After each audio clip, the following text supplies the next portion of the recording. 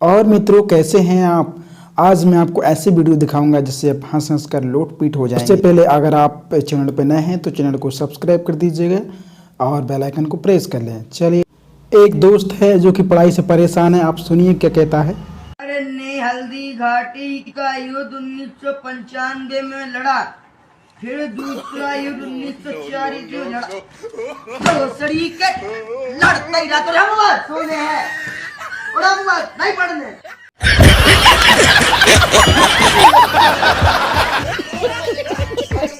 एक भाई हैं जो कि रास्ते से गुजर रहे थे, तभी एक डॉग डिजिटल है क्या कहता है सुनिए। डर गया क्या बहन के लौड़े? तो तू देख के नहीं चल सकता क्या? देख क्या रहा है? गान मरवानी है क्या? चल निकल महादेव।